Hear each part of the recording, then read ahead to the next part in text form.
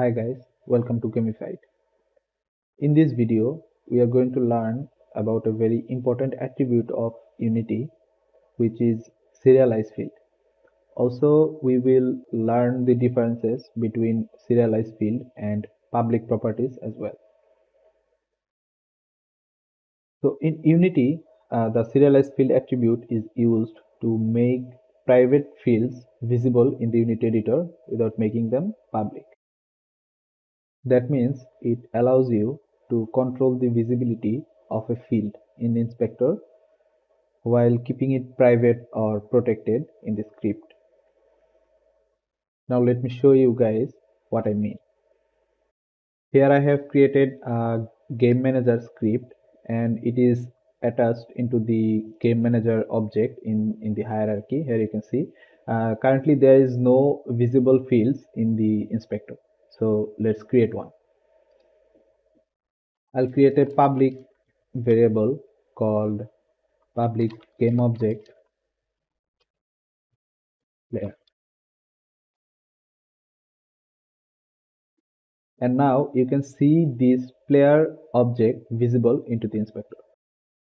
Let's go to Unity. And here you can see the player field is now visible into the inspector. And you can also put references into this place. But if I make this player game object private, then it won't be visible into the inspector.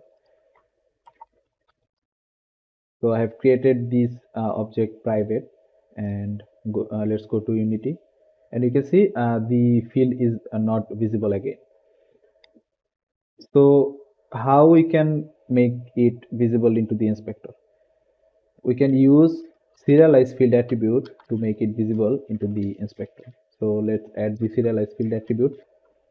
So this is how you can use the SerializeField into your script, and let's go to Unity. And now again you can see the player object is visible into the inspector section. Now let's see what happens when we make our variable public. So when we make our variable public, that means this player variable can be accessible from any other scripts that is present into the project. So in other way I can say that this player variable is globally accessible throughout the whole project, which can create great chaos throughout the project. Like if there is a public variable called public float speed. So I have declared another public variable called speed, which is a float type variable. So in Unity, we can now add some float values into this field to set our speed. But this speed can also be accessed from other classes, like if there is a class called player controller where the player movement speed will be determined, and this speed variable can be accessed from that class also, because we have set this variable public. Let's go to Unity and I have created another script called player controller. Let's open it. Now I want to access that speed variable from this player controller script. To do that, we have to take a reference of that game manager script.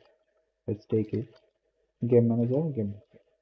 So we have taken the reference of the game manager script. Let's create a start function and try to access the variable game manager dot speed.